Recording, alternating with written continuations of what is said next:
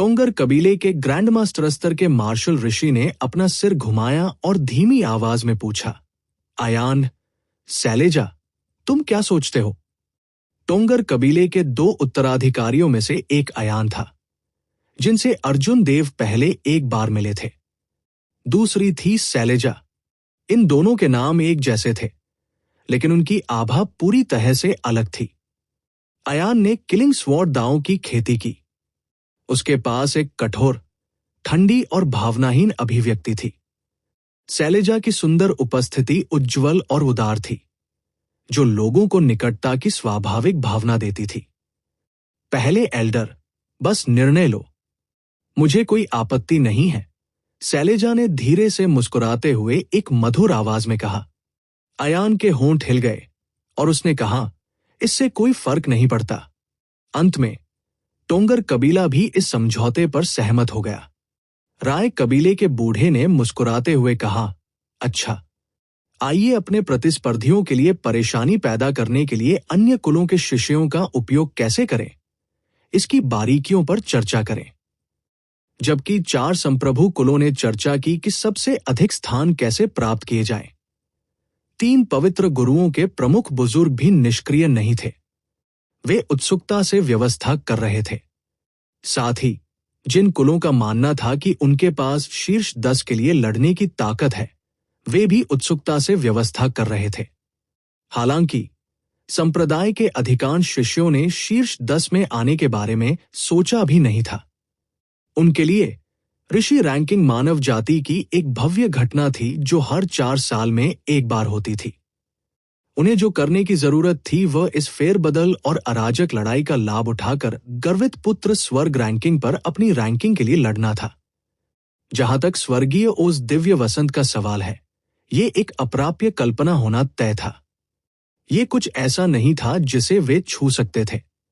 संप्रभु कुलों के आगमन ने वातावरण को चरमोत्कर्ष पर पहुंचा दिया। हर तरह की चर्चाएं अंतहीन रूप से चलती रहीं। शीर्ष 10 के लिए लड़ाई शुरू होने वाली थी।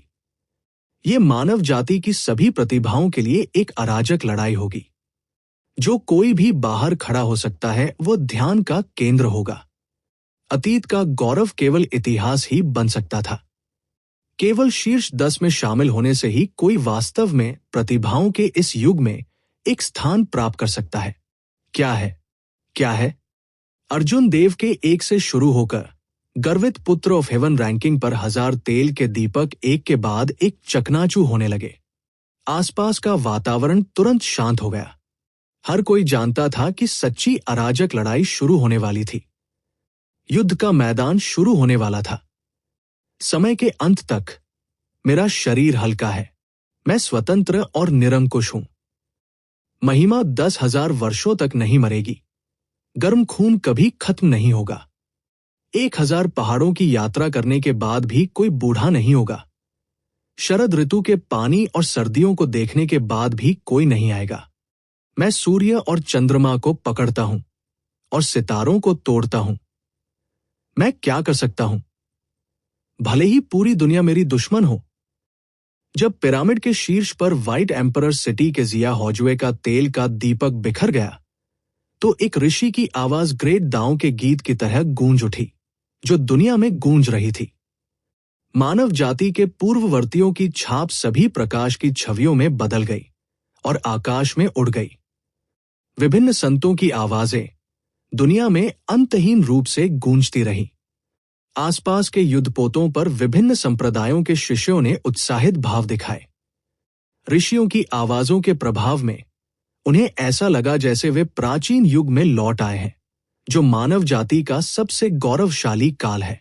उस समय मार्शल दांव के चरम पर सैकड़ों दौड़ें एक अराजक लड़ाई में लड़ी गई। मानव जाति के पूर्ववर्तियों ने बड़ी शक्ति और ज्ञान का उपयोग करते हुए प्रकाश से चमक उठा। बाद की पीढ़ियों के शिष्यों के लिए उन्होंने एक महान साम्राज्य की स्थापना की। इसे आज तक पारित किया और कभी नहीं गिरता। वो महाकाव्य अनुपात का युग था। नायक बड़ी संख्या में आए। उत्कृष्ट प्रतिभाएं अंतहीन रूप से बढ़ी। सम्राट बादलों की तरह आम थे और ऋषियों ने भूमि को भर दिया। अब प्रतिभाओं का युग फिर से आ गया। मार्शल युग का शिखर एक बार फिर दिखाई देगा। कौन स्वर्ग के नीचे बेजोड़ हो सकता है और अरबों मनुष्यों पर शासन कर सकता है? प्राचीन काल से ऋषि हमेशा अकेले रहे हैं। 10,000 साल के सांसारिक मामले सब व्यर्थ हैं। एक उजाड़ ऋषि की आवाज अचानक सुनाई दी। दुनिया में आग जैसी महान दावों की आवाज अचानक बंद हो गई और आकाश में एक सफेद बालों वाले बूढ़े व्यक्ति की छवि दिखाई दी। यह प्राचीन युग के मानव संप्रभु द्वारा छोड़ा गया आध्यात्मिक चिन्ह था। अब भी ये बुझ नहीं पाया था। मानव संप्रभु ने आकाश की ओर इशारा किया और अन्य मानव ऋषियों ने भी ऐसा ही किया। बूम! अंतरिक्ष कांप उठा और शून्य में अचानक एक छोटी सी दुनिया खुल गई। रात के काले पर्दे ने जमीन को ढक दिया। एक विशाल तारा चार्ट धीरे धीरे आकाश में फहराता है। कई सिंहासन जिनकी पीठ पर संख्याएं थी, वे सपनों जैसी सितारों की नदी में तैर रहे थे, जिससे रोशनी आ रही थी। सितारों की असीम नदी के चमत्कारी दृश्य को बुलाने के बाद प्राचीन ऋषियों द्वारा छोड़े गए निशान टिमटिमा गए और गायब हो गए। हालांकि थोड़ी देर बाद 10,000 युद्धपोतों पर संप्रदाय के शिष्यों ने तीरों की तरह गोली मार दी। उन्होंने विभिन्न रंगों की रोशनी दी, तारों वाले आकाश में सिंहासन की ओर उड़ते हुए उत्कट निगाहें दिखाई। उस पल में एक ही समय में करीब 1 लाख काश्तकारों ने चार्ज किया। विशाल दृश्य अवर्णनीय था। स्वाभाविक रूप से तारों वाला आकाश सच्चा तारों वाला स्वर्ग नहीं था। वो सिर्फ एक छोटी सी दुनिया थी जिसे मानव ऋषियों ने उकेरा था। हालांकि हजारों काश्तकारों की संख्या केवल एक खाली संख्या नहीं थी। विभिन्न संप्रदायों के युद्धपोतों से आंकड़े लगातार एक रिंग में बाहर निकलते रहे, जिससे ये संख्या लगातार बढ़ रही थी। एक ही समय में हजारों काश्तकारों ने एक छोटी सी दुनिया की ओर उड़ान भरी। दृश्य इतना राजसी था कि पुरानी पीढ़ी के कई काश्तकारों ने आह भरी। तारों से भरे आकाश में 1000 सिंहासन थे। प्रत्येक सिंहासन के पीछे प्रकाश द्वारा बनाई गई एक संख्या थी। यह उस व्यक्ति के पद का प्रतिनिधित्व करता था जिसके पास प्रोडिजी रोल पर सिंहासन था। तारों से भरे आकाश के उच्चतम बिंदु पर 10 सिंहासन बाहर खड़े थे। वे प्रत्येक एक कोने में खड़े थे और एक चमकदार रोशनी दी। सुनहरे सिंहासनों में से एक और भी अनोखा था। ये न केवल तारों वाले आकाश के उच्चतम बिंदु पर खड़ा था, बल्कि इसकी सुनहरी रोशनी भी चकाचौंध थी। आर्मरेस्ट पर 2 उड़ते हुए सुनहरे ड्रैगन उकेरे गए थे, जो एक राजा की अत्याचारी आभा को दूर कर रहे थे। वो गर्वित पुत्र ऑफ हेवन रैंकिंग का सर्वोच्च सिंहासन था, जो पहली रैंक का प्रतिनिधित्व करता था। खाली। Band, band, band. अचानक हवा में जोर से धमाके गूंजने लगे। बहुत सामने के कई काश्तकार किसी चीज से टकराते हुए लग रहे थे जैसे ही वे तारों वाले आकाश में पहुंचने वाले थे। एक विशाल पलटाव ने उन्हें वापस खटखटाया, जिससे उनके चेहरे सूज गए। उनकी सर्वोत्कृष्टता बिखर गई और वे बुरी तरह से चिल्लाते हुए जमीन पर गिर गए। हालांकि कई मजबूत संप्रदाय के साधक भी थे जो बिना किसी बाधा के सीधे प्रवेश करते थे। फिर वे उत्साह से मोर्चे पर सिंहासन की ओर बढ़ गए। ये एक परीक्षा होनी चाहिए। एक निश्चित स्तर की ताकत के बिना कोई भी proud son of haven ranking पर रैंक के लिए प्रतिस्पर्धा करने के योग्य नहीं होगा। भले ही गर्वित पुत्र ऑफ हेवन रैंकिंग में फेरबदल किया गया हो, किसी को भी स्थिति का लाभ उठाने की अनुमति नहीं दी जाएगी। हाउटियन संप्रदाय के युद्धपोत के डेक पर अन्य सच्चे उत्तराधिकारी पहले ही आगे बढ़ चुके थे। केवल अर्जुन देव और वैदेही अभी तक रवाना नहीं हुए थे। वैदेही ने अविश्वसनीय रूप से अराजक तारों वाले आकाश पर नजर डाली। फिर उसने धीरे से कहा, छोटे भाई अर्जुन देव, मैं अब पहले जाऊंगी। आइए तारों वाले आकाश के उच्चतम बिंदु पर मिलते हैं। वैदेही के कंधे पर स्थित गहन सूर्य पक्षी तेजी से चिल्लाया और उग्र प्रकाश के झुरमुट में बदल गया।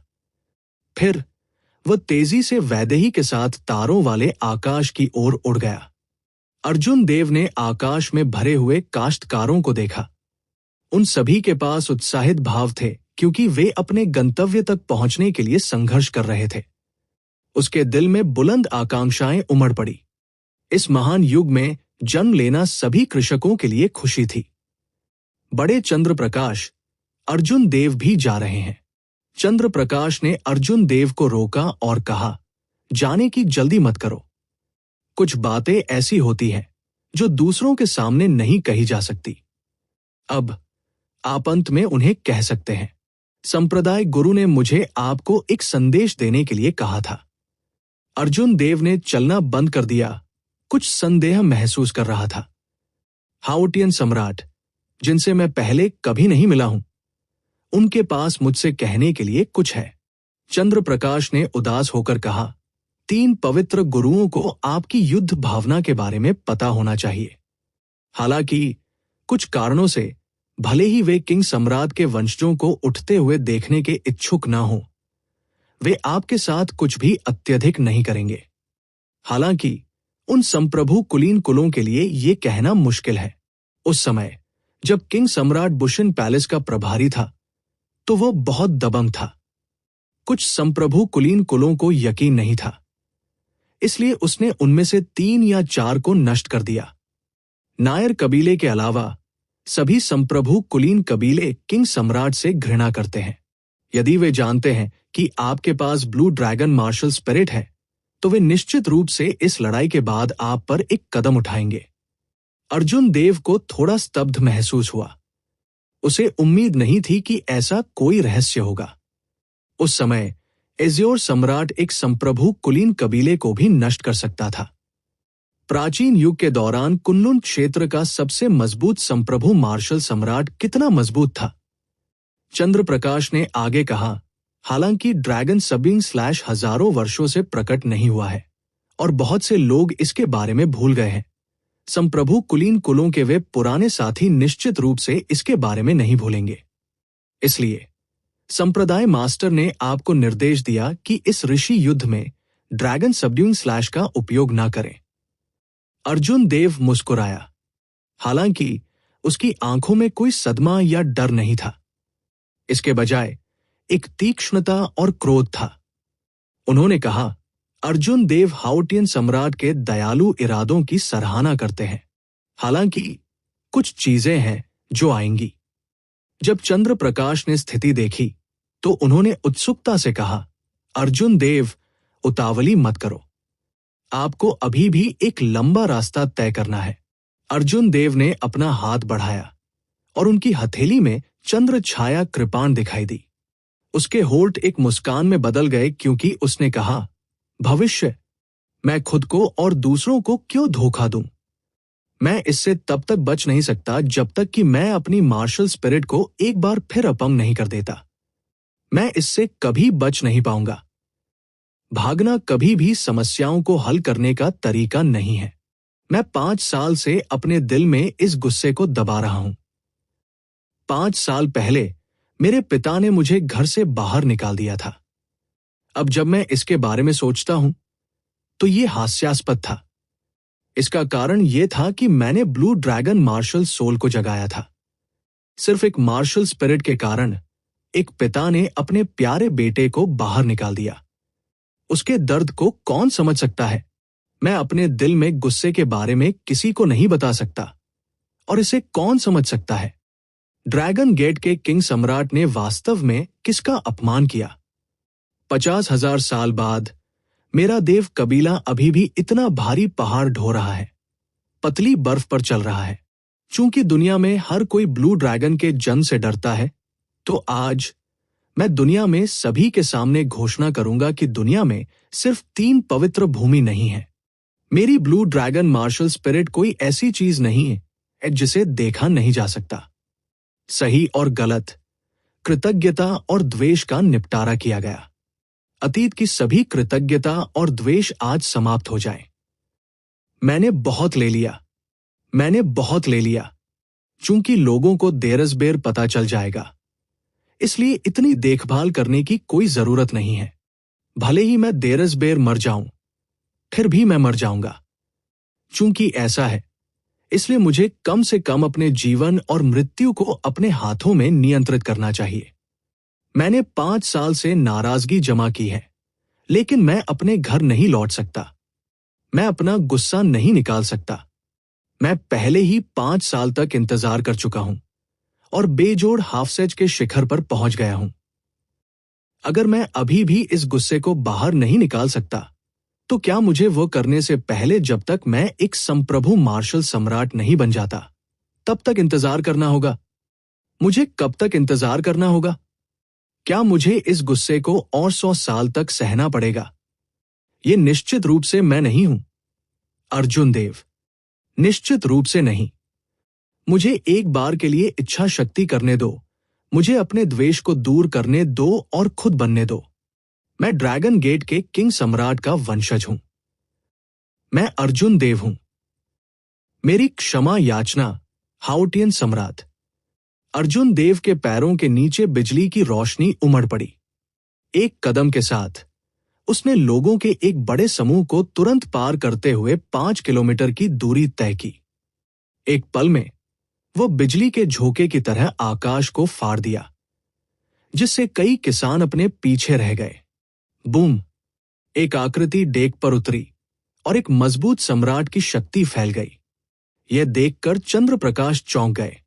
जब उसने देखने के लिए अपना सिर पीछे घुमाया, तो उसने देखा कि ये हाउटियन सम्राट व्यक्तिगत रूप से आ रहा था।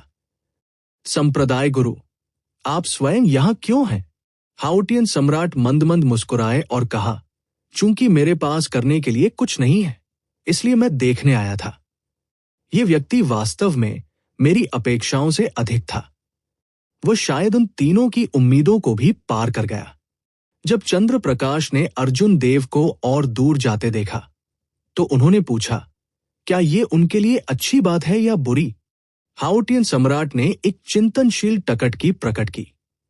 फिर उन्होंने कहा, कभी कभी सामान्य ज्ञान के अनुसार आगे बढ़ना असंभव होता है। शायद कोई वास्तव में कुछ अप्रत्याशित कर सकता है। चंद्रप्रकाश को शक हुआ।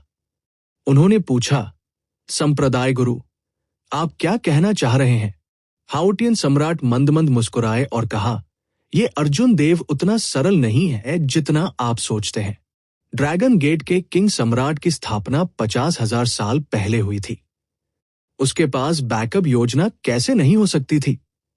यदि उसके पास कोई बैकअप योजना नहीं होती, तो जिन दुश्मनों को उसने एक बार नाराज किया था, वे उसके सभी वंशजों को बहुत पहले ही मार चुके होते। अर्जुन देव पीछे हटने के सभी साधनों को काटने की कोशिश कर रहे हैं। किंग सम्राट द्वारा स्थापित बैकअप योजना को मजबूर कर रहे हैं। वो नहीं चाहते कि ये अस्पष्ट रहे। अपने तीक्ष्णता के साथ वो ऐसा व्यक्ति नहीं बनना तय है जिसे आसानी से हेरफेर किया जा सके। अगर वो वास्तव में खुद को साबित कर सकता है, तो मुझे पहले से दाव लगाने में कोई आपत्ति नहीं है। हाउटियन सम्राट ने एक दृढ़ अभिव्यक्ति प्रकट की, क्योंकि वो खुद से बुदबुदाया। बिना किसी रुकावट के अर्जुन देव ने पहली मंजिल की परीक्षा पास की और छोटी सी दुनिया में पहुंचे। चारों ओर तारों की रोशनी थी और अंधेरा था।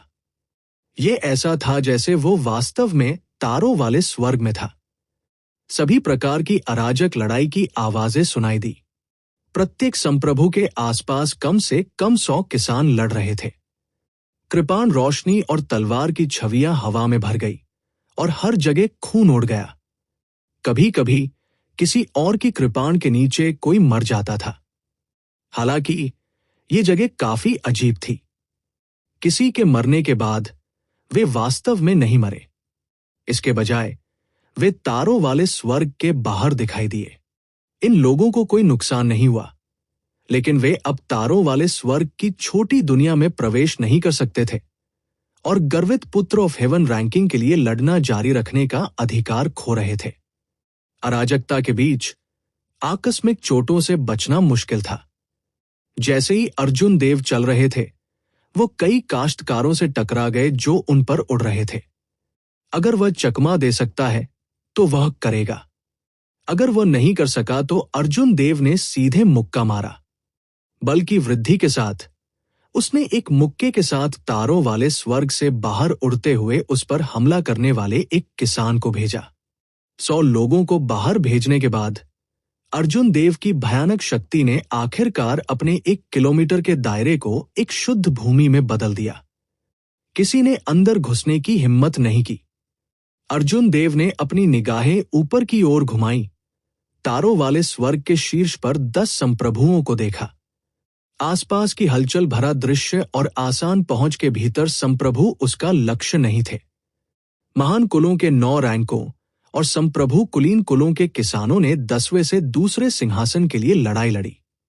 वहां की लड़ाइयां नीचे की लड़ाइयां की तुलना में 10 गुना अधिक तीव्र थी। हालांकि तारों वाले स्वर्ग के शीर्ष पर सुनहरे सिंहासन के चारों ओर लोगों का समूह चुप रहा, क्योंकि वे सावधानी से एक दूसरे को देख रहे थे। फीनिक्स पैशन पैलेस की Naina Paswan, divine martial gate की Firoz Khan, white emperor city के Bhuvidev, thunder and lightning palace के वरुण त्यागी, टोंगर कबीले की शैलेजा और रहस्यमय तलवारबाज धनुष, जो हाल ही में उठे थे। वे पांचों एक दूसरे से डरते थे, एक दूसरे को आकार देते थे। हालांकि किसी ने भी उतावलेपन से कार्य करने की हिम्मत नहीं की। ऐसा न हो कि वे दूसरों के लिए एक आम लक्ष्य बन जाए। गर्वित सन ऑफ हेवन रैंकिंग का पहला स्वर्ण सिंहासन कुछ लोगों के लिए एक घातक आकर्षण था। प्रतिस्पर्धा कितनी भी तीव्र क्यों न हो, वे इसके लिए लड़ने की पूरी कोशिश करेंगे। अर्जुन देव की आंखों में एक तेज रोशनी चमक उठी। बिजली की रोशनी उसके पैरों के नीचे चमक उठी, क्योंकि उसने थंडर ड्रैगन स्टेप्स को पूरी शक्ति से निष्पादित किया। तुरंत वह तारों वाले स्वर्ग को पार कर उच्चतम बिंदु पर पहुंच गया। फिर वो आकाश से उतरा और धीरे धीरे सुनहरे सिंहासन की ओर बढ़ गया। अन्य 9 की तुलना में इस सिंहासन के लिए लड़ने वाले लोगों की संख्या दयनीय रूप से कम थी। हालांकि प्रतियोगिता की तीव्रता और दावेदारों की गुणवत्ता सबसे अधिक थी। बिना किसी अपवाद के ये 6 विशेषज्ञ सभी राक्षसी प्रतिभाएं थी, जो इच्छाओं को समझते थे। उनमें से 3 देवलोक डोमेन में पौराणिक अस्तित्व भी थे। उनकी चमक और पवित्र शक्ति ने दूसरों को करीब आने से रोका। गर्वित पुत्र ऑफ हेवन रैंकिंग की पहली रैंक सिर्फ एक खाली खिताब नहीं थी। प्राचीन ऋषियों का भाग्य इस पर उतरेगा। बुशन पैलेस के भरपूर पुरस्कारों ने भी सभी को लुभाया। व्हाइट एम्परर सिटी के भुवी देव ने हाथ में तलवार पकड़ रखी थी। उसकी टकट की बिजली की तरह थी। ऐसा प्रतीत होता है कि आकाश में छेद कर रही है। जैसे ही उसने स्वर्ण सिंहासन को देखा, उसने पूर्ण आत्मविश्वास प्रदर्शित किया। फेरबदल से पहले भुवी देव पहले से ही पहली रैंक पर थे। अब जब फेरबदल खत्म हो गया था, तो उनका पहला रैंक छोड़ने का इरादा नहीं था। हालांकि इस बार प्रतिस्पर्धा की तीव्रता भुवी की अपेक्षाओं से कहीं अधिक थी। न केवल पवित्र भूमि के उनके 2 पुराने प्रतिद्वंद्वियों ने पहली रैंक को भी निशाना बनाया। संप्रभु कुलीन कबीले के शैलेजा, निचले क्षेत्र के लग के रहस्यमय तलवारबाज धनुष और वरुण त्यागी, जिन्होंने अभी अभी फिरोज खान से ड्रॉ के लिए लड़ाई लड़ी, उनमें से कोई भी छोटे पात्र नहीं थे। कोई भी बैठने की हिम्मत नहीं करता।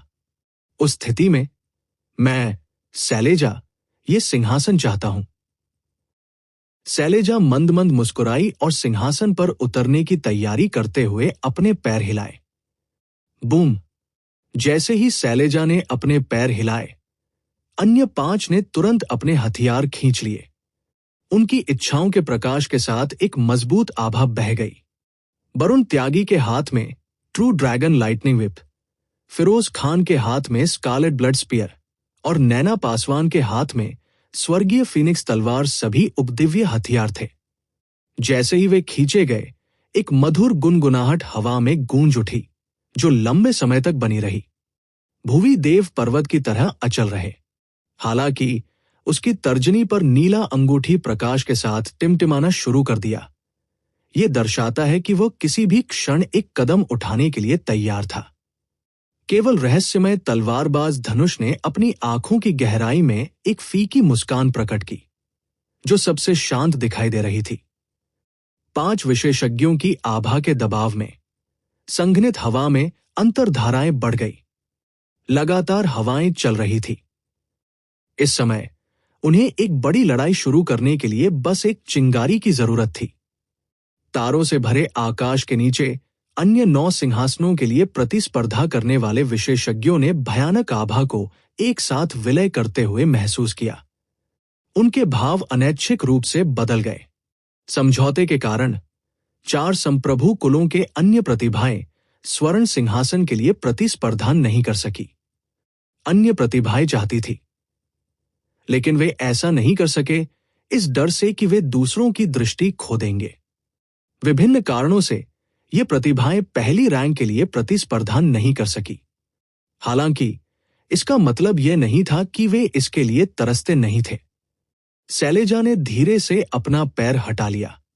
उनका चेहरा, जो सूरज की रोशनी से चमक रहा था, ने मुस्कुराते हुए कहा, मैं सिर्फ मजाक कर रहा था।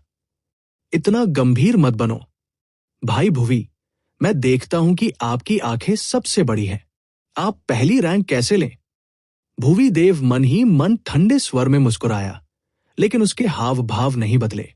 उन्होंने कहा, शैलेजा, एक्टिंग करने की क्या जरूरत है? चूंकि आप प्रतिस्पर्धा करना चाहते हैं, इसलिए मुझे आपको पहले जाने देने में कोई आपत्ति नहीं है।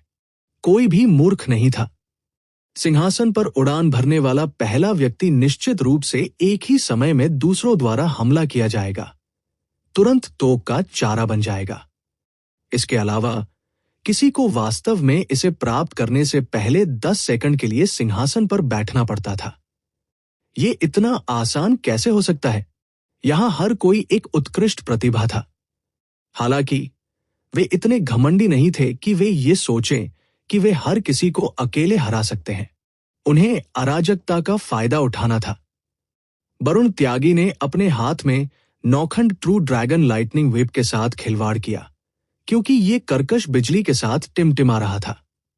गड़गड़ाहट की इच्छा का प्रकाश अस्पष्ट रूप से बिखर गया, क्योंकि इसने 3 पवित्र गुरुओं की पवित्र शक्ति का विरोध किया। जब वरुण त्यागी ने उस सुनहरे सिंहासन को देखा तो उनकी आंखों में एक उत्कट भाव चमक आया। वो हिलना चाहता था, लेकिन अंत में उसने विरोध किया। घटनास्थल का माहौल एक बार फिर अजीब सन्नाटा में छा गया। किसी ने लापरवाही से एक कदम उठाने की हिम्मत नहीं की। ठीक इसी समय तारों वाले आकाश के उच्चतम बिंदु पर अचानक एक देदीप्यमान बैंगनी विद्युत प्रकाश जल उठी। वो प्रकाश बहुत चकाचौंध और भेदी था। बिजली की रोशनी एक पल के लिए चमकती रही और एक पल में गायब हो गई। यदि उनकी आंखों में चुभने वाली अनुभूति के लिए नहीं, तो उन्हें इस विद्युत प्रकाश के अस्तित्व पर भी संदेह हो सकता है। 6 ने आंख मूंद कर ऊपर देखा। एक ही समय में उनके हाव भाव बदल गए। किसी समय सोने के सिंहासन के पीछे एक सफेद आकृति दिखाई दी थी। इस व्यक्ति के चेहरे की नाजुक विशेषताएं और ठंडे भाव थे। उसके सफेद वस्त्र शुद्ध और धूल से बेदाग थे। उसने अपने दाहिने हाथ में एक लंबी कृपाण पकड़ी हुई थी, क्योंकि उसने शांत निगाहों से छक्के पर अपनी टकटकी लगाई। सफेद वस्त्र वाले ब्लेड्समैन अर्जुन देव। उस पल में अंतर्धाराओं से भर जाने वाली जगह का वातावरण बढ़ गया। नैना पासवान, फिरोज खान, वरुण त्यागी और शैलेजा सभी की निगाहें तीखी हो गई। तेज हवा चली और गरज के बादल फैल गए।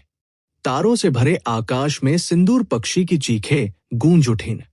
काले कछुए की धीमी गर्जना सुनामी की तरह उमड़ पड़ी। व्हाइट टाइगर की दहाड़ से हवाएं और बादलों को बदल दिया गया। अर्जुन देव की उपस्थिति ने लंबे समय से चल रही अंतर्धाराओं को प्रज्वलित कर दिया। थंडर ड्रैगन का क्रोध, वरुण त्यागी का ट्रू ड्रैगन लाइटनिंग वेव एक निडर बिजली के ड्रैगन में बदल गया। मेघ गर्जन की इच्छा का प्रकाश अर्जुन देव पर प्रहार करते ही इकट्ठा हो गया। ऐसा लग रहा था जैसे वरुण त्यागी ने अपने हाथ में अजगर पकड़े हुए हो। एक उंगली स्वर्ग को तोड़ रही है। भुवी देव की आंखों में एक जानलेवा इरादा उमड़ पड़ा, क्योंकि उसने अर्जुन देव की ओर क्रूरता से इशारा किया। उसकी तर्जनी की अंगूठी एक चमकदार रोशनी के साथ टिमटिमा रही थी। और एक विशाल जेडहरी उंगली हवा में फट गई, जिससे लहरें पैदा हो गई। ऐसा लग रहा था कि ये वास्तव में आकाश के माध्यम से छेद कर रहा है, क्योंकि ये अर्जुन देव पर बेरहमी से दबा रहा है। फिरोज खान ने स्कारलेट ब्लड स्पीयर को एक हाथ से पकड़ा और धीरे से घुमाया। भाला खून की तरह लाल तेजी से घूमता है और एक भयानक समुद्र की आवाज उठी। फिरोज खान के पीछे एक विशाल समुद्र दिखाई दिया। स्कारलेट ब्लड स्पीयर के घूमते ही समुद्र बढ़ गया, जिससे एक भयानक समुद्री बवंडर बन गया। अचानक फिरोज खान ने अपना हाथ पीछे खींच लिया और स्कारलेट ब्लड स्पीयर ने घूमना बंद कर दिया। लहरों की आवाज बंद हो गई। हालांकि भाले की नोक अर्जुन देव की ओर इशारा करती थी, जो सिंहासन के पीछे खड़े थे। एक अथाह लंबा समुद्री बवंडर आकाश से उतरा, जो अर्जुन देव की ओर बढ़ रहा था। नैना पासवान की अभिव्यक्ति गंभीर हो गई और स्वर्गीय फीनिक्स तलवार से उग्र प्रकाश की एक किरण निकली। एक आकस्मिक लहर के साथ ये पलक झपकते ही सिंदूर पक्षी में बदल गया और अर्जुन देव पर हमला कर दिया। नैना पासवान की अभिव्यक्ति गंभीर हो गई और स्वर्गीय फीनिक्स तलवार से एक उग्र प्रकाश आकाश में उड़ गया। एक आकस्मिक लहर के साथ ये एक सिंदूर पक्षी में बदल गया और अर्जुन देव पर हमला किया। शैलेजा के चेहरे पर मुस्कान अभी भी हमेशा की तरह उज्ज्वल थी। हालांकि उसकी आंखों की गहराई में एक जानलेवा इरादा उमड़ पड़ा।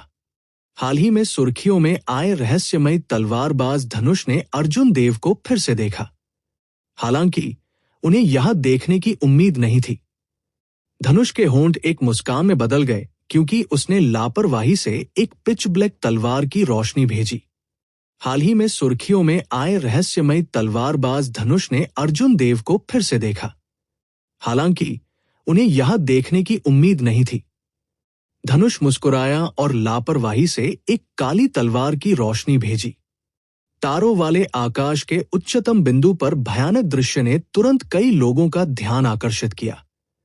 10,000 युद्धपोतों पर विभिन्न संप्रदायों के बुजुर्गों और शिष्यों ने पलक भी नहीं झपकाई। अप्रत्याशित रूप से ये व्हाइट रोब ब्लेड्समैन अर्जुन देव था, जिसकी किसी को उम्मीद नहीं थी। अर्जुन देव ने हमेशा कम महत्वपूर्ण होने का आभास दिया था, कभी भी परेशानी पैदा करने की पहल नहीं की। उन्होंने अचानक पहली रैंक के लिए लड़ने की पहल क्यों की? यह आदमी वास्तव में पागल है। वह एक ही समय में इच्छा शक्ति के साथ 6 पूर्ण प्रतिभाओं का सामना कर रहा है। इस तरह के केंद्रित हमलों के साथ 3 पवित्र गुरुओं के बेटे भी उन्हें अवरुद्ध नहीं कर पाएंगे। उन्होंने कहा, बिरांशु को हराने के बाद उनका आत्मविश्वास शायद कुछ ज्यादा ही बढ़ गया था। देवलोक डोमेन उतना सरल नहीं जितना वह सोचता है। इच्छाओं की चमक और पवित्र जानवर मार्शल आत्मा की पवित्र शक्ति पहले से ही उसे उस बिंदु तक दबाने के लिए पर्याप्त है जहां वो हिल नहीं सकता। वो संभवतः जवाबी कार्रवाई कैसे कर सकता है? एक ही समय में 6 विशेषज्ञों द्वारा हमला करने के चौंकाने वाले दृश्य ने पुरानी पीढ़ी के कुछ विशेषज्ञों को चौंका दिया।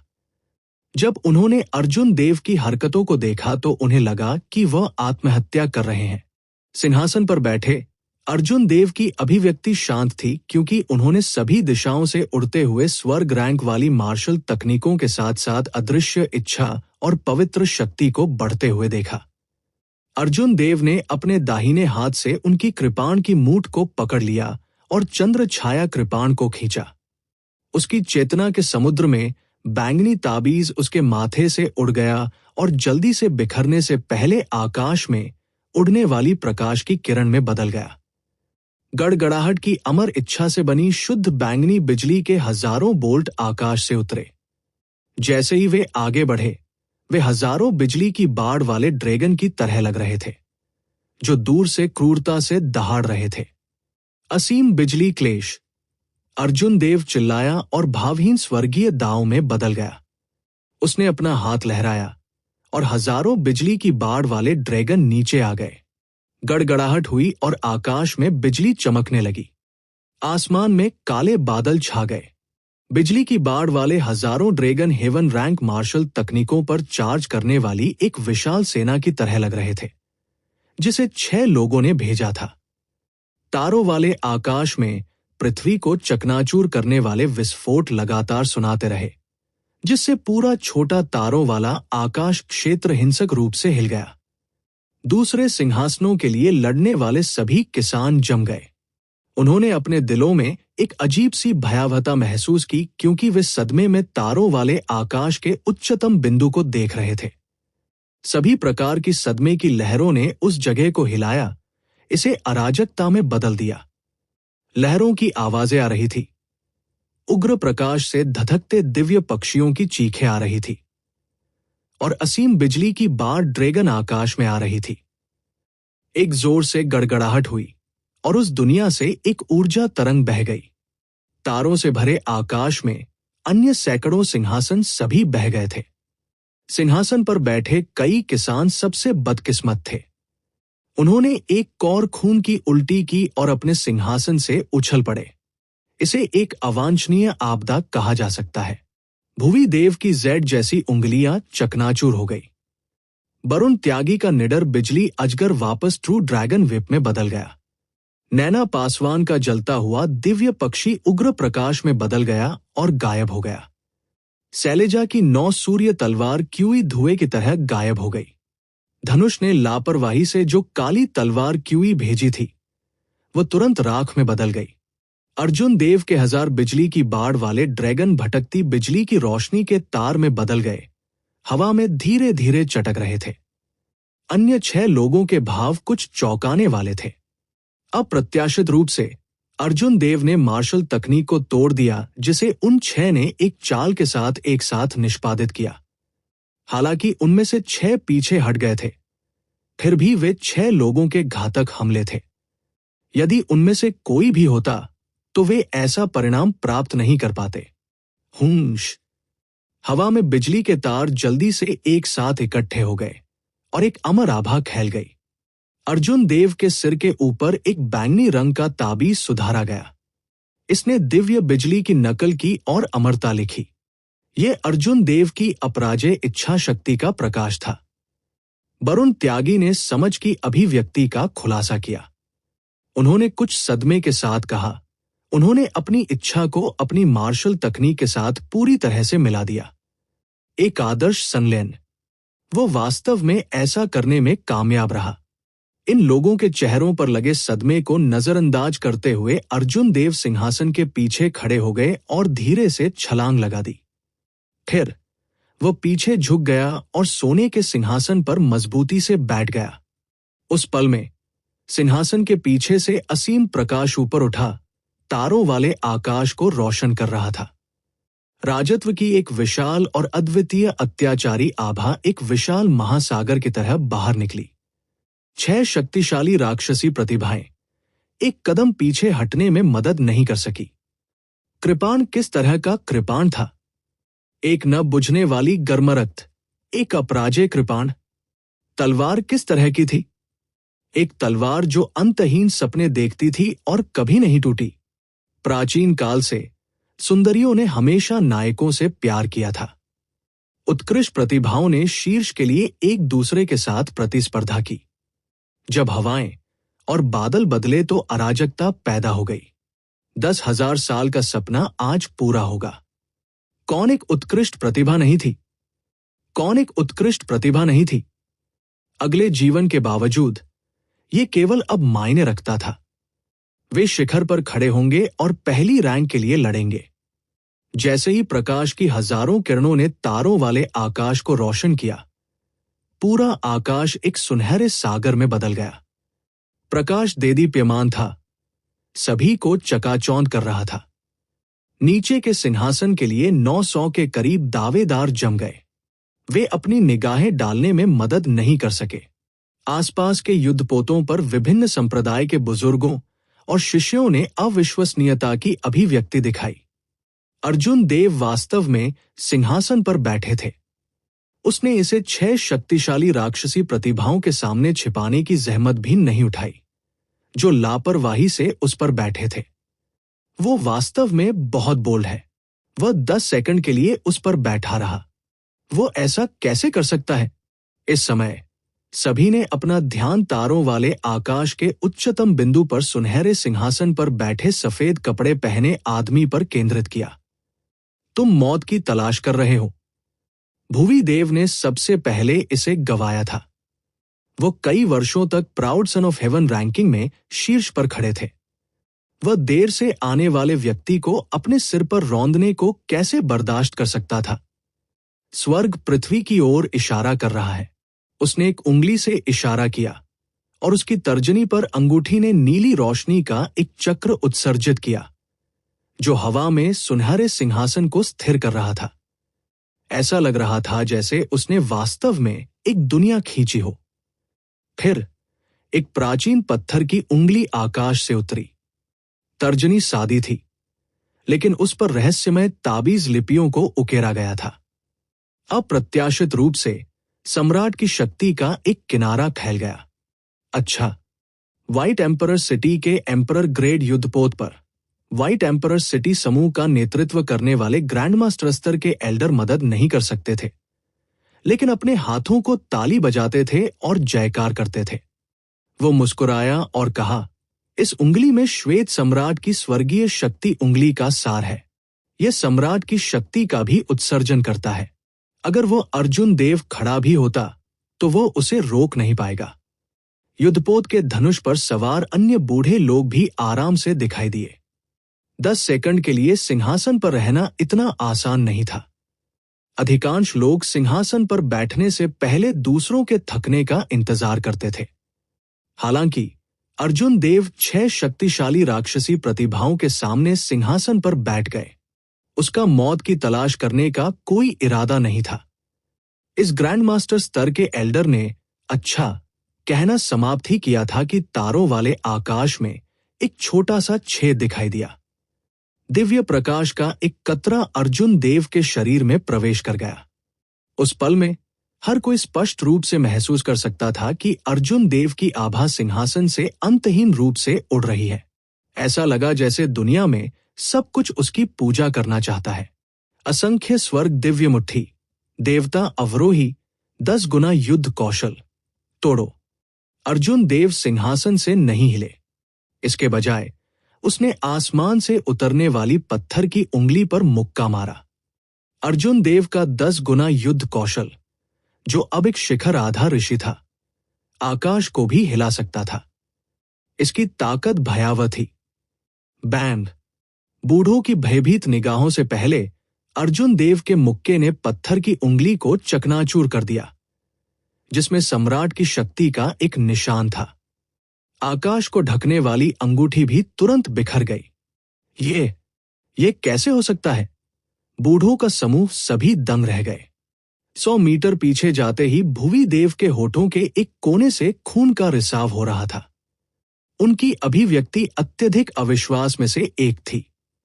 अप्रत्याशित रूप से अर्जुन देव ने अपनी superior grade heaven rank martial तकनीक को तोड़ दिया। पत्थर की उंगली के टूटने के ठीक बाद वरुण त्यागी के नौखंड ट्रू ड्रैगन लाइटनिंग विप ने अर्जुन देव पर चाबुक मारा, जिससे बिजली के लंबे चाप बन गए जो ऐसा लग रहा था कि यह आकाश को आधे में विभाजित कर देगा। वरुण त्यागी की टाइमिंग बहुत सटीक थी, जिससे अर्जुन देव को सांस लेने या चकमा देने का समय नहीं मिला। वो अर्जुन देव से सिंहासन छीनना चाहता था। अर्जुन देव की निगाहें डूब गई। जैसे ही ट्रू ड्रैगन की हड्डियों से बना चाबुक उस पर हमला करने वाला था, उसने अपना हाथ बढ़ाया और उसे पकड़ लिया। वरुण त्यागी की चौंकाने वाली निगाहों से पहले अर्जुन देव ने बिजली का चाबुक अपने हाथ में पकड़ लिया। तुरंत बिजली के चाबुक से एक विशाल बिजली की विशेषता वाली सर्वोत्कृष्टता अर्जुन देव के शरीर में प्रवेश कर गई। अर्जुन देव के शरीर में सुरक्षा ने कुछ बिजली के कारण जिम्मेदार क्विंटेसेंस को अलग कर दिया। हालांकि इसका एक बड़ा हिस्सा अभी भी उसके मेरिडियन और आंतरिक अंगों के माध्यम से बढ़ रहा था। वरुण त्यागी का चेहरा खुशी से चमक उठा। वह इस बात पर बहुत स्पष्ट था कि उसकी बिजली विशेषता वाली क्विंटनेस कितनी विशाल थी। अगर अर्जुन देव ने इसे इस तरह पकड़ लिया तो उन्हें 3 सेकंड से भी कम समय में गंभीर आंतरिक चोटें आ जाएंगी। हालांकि इससे पहले कि वरुण त्यागी मुस्कुरा पाते, चाबुक के दूसरी तरफ से एक भयानक बल निकल आया। वो शुद्ध शारीरिक शक्ति थी, अद्वितीय। इससे पहले कि वरुण त्यागी प्रतिक्रिया दे पाते, उन्हें अर्जुन देव ने हवा में खींच लिया। उनका शरीर हवा में घूमता रहा और जब अर्जुन देव ने जाने दिया तो उन्होंने तोप के गोले की तरह गोली मार दी। Boom, boom, boom. रास्ते में अर्जुन देव कुछ बदकिस्मत काश्तकारों से टकरा गए। विशाल बल ने इन कृषकों को गंभीर रूप से घायल कर दिया, जिससे उन्हें इस छोटी सी दुनिया से बाहर भेज दिया गया। नैना पासवान और अन्य लोग तब पूरी तरह से चिंतित हो गए जब अर्जुन देव ने 2 शक्तिशाली राक्षसी प्रतिभाओं के हमलों को रोक दिया। क्या ऐसा हो सकता है कि अर्जुन देव वास्तव में 10 सेकंड के लिए उस पर बैठ सकते हैं? आसपास के युद्धपोतों पर बैठे किसान मदद नहीं कर सकते थे, लेकिन अपनी सांसें रोक रहे थे, दूर देखने की हिम्मत नहीं कर रहे थे। आमतौर पर कुछ सांसों में 10 सेकंड बीत जाते थे। हालांकि ये अब बहुत लंबा लग रहा था। नैना पासवान, फिरोज खान और शैलेजा ने ठंड से चिल्लाया और अर्जुन देव पर हमला किया, उन्हें खड़े होने के लिए मजबूर करने की कोशिश की। अर्जुन देव घबराए नहीं, चूंकि उसने पहले ही यहां बैठने का फैसला कर लिया था, इसलिए स्वाभाविक रूप से उसके मन में एक योजना थी। वह एक ही समय में 6 शक्तिशाली राक्षसी प्रतिभाओं के लिए एक मैच नहीं हो सकता है। शायद वह एक ही समय में 6 शक्तिशाली राक्षसी प्रतिभाओं का मुकाबला नहीं था। अर्जुन देव पीछे झुक गए और अपने साथ सोने का सिंहासन लेकर 100 मीटर पीछे उड़ गए। फिर उसने अपनी कृपाण को आकाश की ओर इशारा किया और उसके सिर के ऊपर बैंगनी ताबीज आकाश में उड़ गया। दिव्य बिजली क्लेश नीचे उतरा और सुनहरी बिजली के 3 बोल्ट आकाश से उतरते हुए बिजली की बाढ़ वाले ड्रैगन में बदल गए, जो नैना पासवान, फिरोज खान और शैलेजा पर हमला कर रहे थे। जहां तक रहस्यमय तलवारबाज धनुष की बात है, वो पहले ही किसी समय सोने के सिंहासन को छोड़ चुका था और 10वें स्थान के सिंहासन की ओर उड़ रहा था। सुनहरी बिजली की बाढ़ ड्रैगन का निर्माण अर्जुन देव की गड़गड़ाहट की अमर इच्छा से हुआ था। नैना पासवान और अन्य लोगों के हाव भाव थोड़े बदल गए। ये हत्या चाल, जिसने एक इच्छा और एक मार्शल तकनीक को पूरी तरह से विलय कर दिया, को कम करके नहीं आंका जा सकता था। तीनों के पास रुकने और अर्जुन देव की लाइटनिंग ट्रिब्यूलेशन कृपाण तकनीक की सबसे मजबूत हत्या चाल को रोकने के लिए अपनी सर्वश्रेष्ठ चालों को निष्पादित करने के अलावा कोई विकल्प नहीं था। सुनहरे सिंहासन के पीछे प्रकाश की हजारों किरणें टिमटिमा रही थी। फिर अर्जुन देव धीरे धीरे सिंहासन के साथ तैरने लगे। जैसे ही प्रकाश चमकता है, उसने 1 किलोमीटर और उड़ान भरी। तीनों ने अर्जुन देव के दिव्य विद्युत क्लेश को अवरुद्ध करने के बाद उन्होंने फिर से अर्जुन देव पर हमला किया। हालांकि वे पहले ही अपना अधिकांश तीक्ष्णता खो चुके थे। अर्जुन देव सिंहासन पर बैठ गए और अपनी कृपाण लहराई, शांति से तीनों की हत्या की चाल को रोक दिया। Band, band, band. तारों से भरे आकाश में हर जगह सिंहासन उड़ गया। ये हर जगह गुजरा, इसने एक उज्जवल प्रकाश दिया। अन्य काश्तकारों ने चकमा दिया, इसके तीखेपन से टकराने की हिम्मत नहीं की। 10 सेकंड में से अधिकांश बीत चुके थे। सिंहासन के चारों ओर सभी प्रकार की रहस्यमय घटनाएं दिखाई दी। हालांकि अर्जुन देव एक पहाड़ की तरह अचल रहे। सभी को आश्चर्य हुआ कि वह सिंहासन पर मजबूती से बैठ गया। भुवी देव ने पकड़ लिया और उदास होकर कहा, 10 सेकंड लगभग समाप्त हो गए हैं। हम अब और इंतजार नहीं कर सकते। आइए उसे बाहर निकालने के लिए पवित्र जानवर की इच्छा का उपयोग करें। भुवी देव के माथे पर एक रोशनी चमक उठी क्योंकि वो अपनी इच्छा का रूप बाहर लाता था। ये एक बफ सफेद बाघ था जिसने एक अद्वितीय पवित्र शक्ति प्रदान की। एक विचार के साथ नैना पासवान के माथे पर एक उग्र रोशनी चमक उठी। आग की इच्छा सिंदूर पक्षी में बदल गई। उसने एक तेज रोना दिया और अपने पंख फैलाए। फिरोज खान ने अपने भाले से इशारा किया और प्रकाश की इच्छा से बने काले कछुए ने एक गहरी चीख निकाली। फिर ये एक अद्वितीय पवित्र शक्ति के साथ भी उभरा। 3 पवित्र वंशजों ने एक ही समय में अपनी वसीयत का रूप बुलाया। भयानक पवित्र शक्ति एक साथ विलीन हो गई, जिसने पूरी छोटी सी दुनिया को घेर लिया। सिंदूर पक्षी, काला कछुआ और सफेद बाघ प्रसिद्ध पवित्र जानवर थे। इस समय वे सभी एक ही समय में प्रकट हुए। ऐसा दृश्य बहुत ही चौंकाने वाला था। 3 पवित्र गुरुओं की पवित्र पशु की इच्छा पहले से ही 1000 वर्षों से प्रकट नहीं हुई है। एक पवित्र जानवर, ये एक ऐसा प्राणी है जो केवल मिथकों में दिखाई देता है। 3 पवित्र भूमि में केवल सबसे प्रतिभाशाली लोग ही एक पवित्र जानवर की इच्छा को एक रूप में संघनित करने में सक्षम है। बस पवित्र शक्ति को रोकना पहले से ही कठिन है। अब इच्छा की ताकत है। अंत में ये व्हाइट रोब ब्लेड्समैन बहुत महत्वाकांक्षी है। वो पहली रैंक लेना चाहते हैं। आसपास की बातचीत सुनी जा सकती थी। 10 सेकंड करीब और करीब आ रहे थे। जब अंतिम सेकंड आया तो 3 पवित्र जानवरों की इच्छा से बने 3 पवित्र जानवर अर्जुन देव के सामने पहुंचे।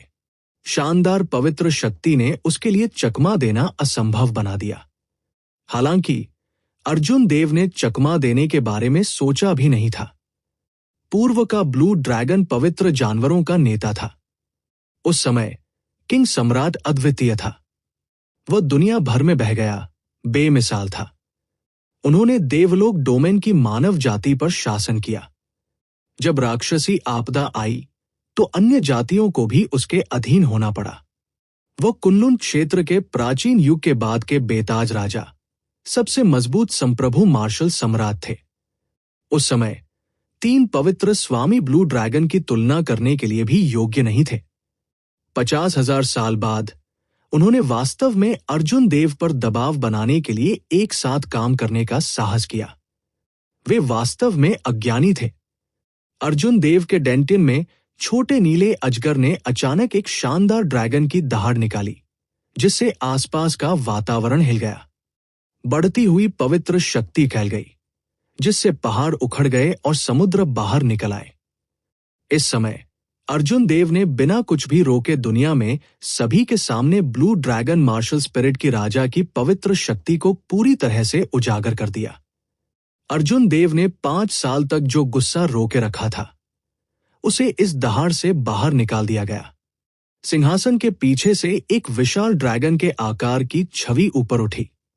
सिंहासन पर बैठे अर्जुन देव ने कोई भाव नहीं दिखाया। जिस क्षण ब्लू ड्रैगन की विशाल पवित्र शक्ति प्रकट हुई, उसने 3 पवित्र गुरुओं की संयुक्त पवित्र शक्ति को अवरुद्ध कर दिया। 2 आभा आपस में भिड़ गए।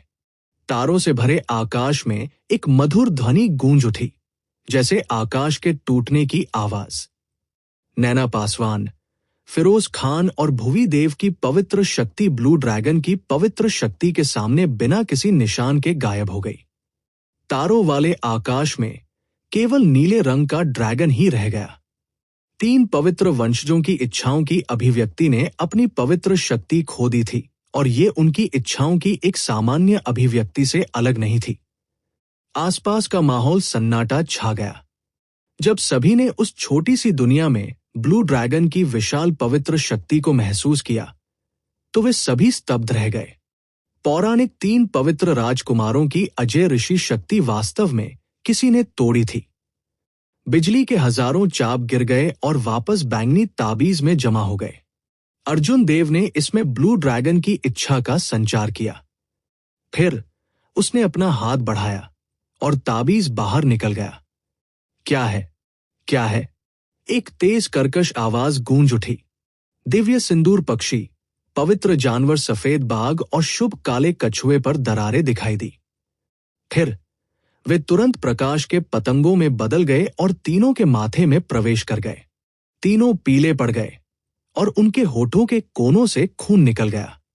जैसे ही उन्होंने सिंहासन पर बैठे अर्जुन देव को देखा, उनकी आंखों में तीव्र सदमा दिखाई दिया। वे तीनों पवित्र वंशज थे। दुनिया की नजर में वे अप्राप्य थे, किंवदंतियां जो कभी नहीं गिरती। हालांकि तीनों की संयुक्त इच्छा में से सबसे मजबूत पवित्र शक्ति को अभी भी अर्जुन देव ने आसानी से तोड़ दिया था। 50,000 साल बाद भी ब्लू ड्रैगन की पवित्र शक्ति को मिटाया नहीं जा सका। ब्लू ड्रैगन 4 पवित्र गुरुओं का नेता था। ये निर्विवाद था। 10 सेकंड की उल्टी गिनती समाप्त हो गई। सिंहासन से निकलने वाली प्रकाश की हजारों सुनहरी किरणें अचानक एक साथ विलीन हो गई, जिससे प्रकाश का एक विशाल स्तंभ बन गया। प्रकाश के इस स्तंभ ने अर्जुन देव को सिंहासन पर बिठाया था। अर्जुन देव के पीछे ब्लू ड्रैगन की छवि अभी तक बिखरी नहीं थी।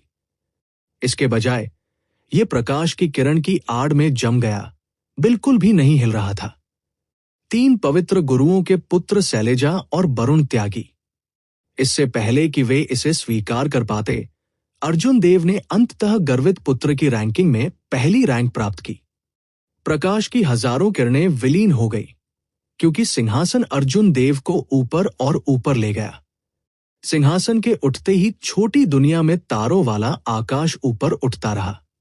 आसपास के 10,000 युद्धपोतों पर, चाहे वो विभिन्न संप्रदायों के बुजुर्ग हों या देखने आए शिष्य, उन सभी ने अपना सिर उठाया और उस अद्वितीय सिंहासन को देखा। जब अर्जुन देव उच्चतम बिंदु पर पहुंचे तो वह अचानक खड़े हो गए और प्रकाश के स्तंभ से नीचे कूद गए। विशाल ब्लू ड्रैगन की पवित्र शक्ति अभी भी बनी हुई है। हर जगह यह गुजरा, हर कोई एक तरफ चला गया।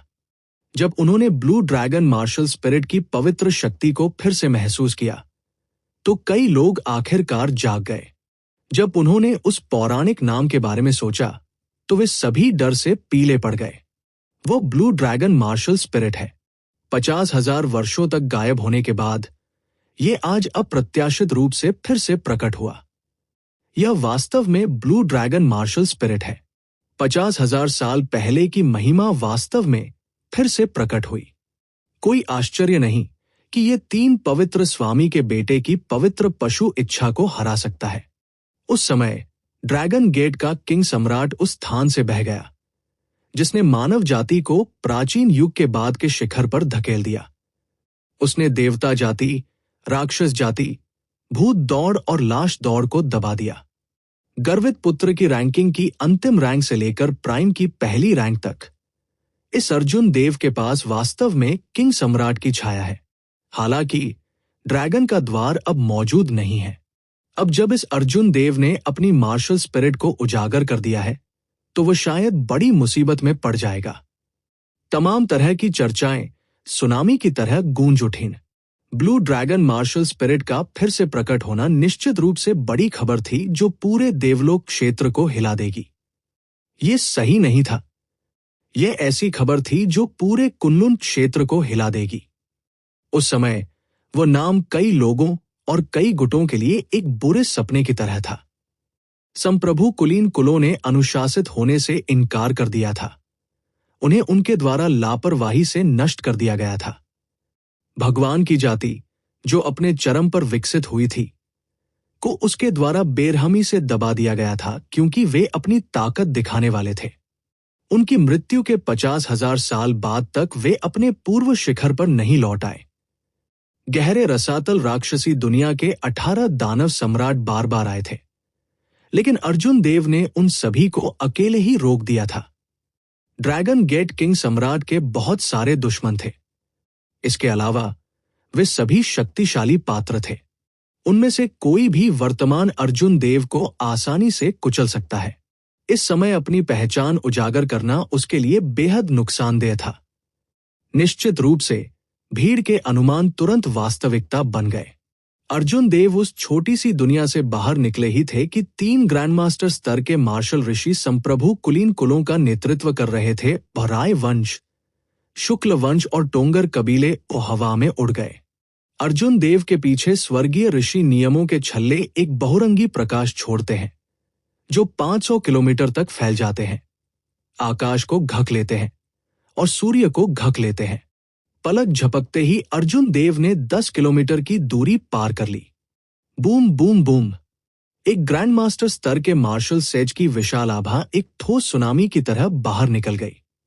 निचले रैंक के कुछ युद्धपोत इसे सहन नहीं कर सके और बिखर गए। जब अन्य काश्तकारों ने ये दृश्य देखा तो वे सभी आश्चर्य से हांफने लगे। संप्रभु कुलीन कबीले बहुत उदार थे। अपनी चाल चलने में उनकी निर्णायकता ने सभी को स्तब्ध कर दिया। 3 ग्रैंडमास्टर स्तर के मार्शल ऋषियों ने एक साथ हमला किया, सीधे एक अर्धऋषि पर हमला किया। उनमें से कोई भी अपनी उंगलियों के झटके से अर्जुन देव को आसानी से कुचल सकता था। जब वे तीनों एक साथ काम कर रहे हैं तो अर्जुन देव संभवतः कैसे जीवित रह सकते हैं?